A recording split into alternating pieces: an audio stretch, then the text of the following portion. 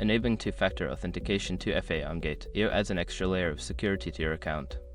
Follow these steps to set it up effectively. Step 1. Log into your account.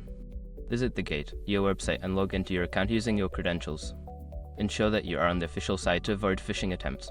Step 2. Navigate to Security Settings. Once logged in, go to your account settings. Look for the Security or Account Security section in the menu, where you can manage your security features.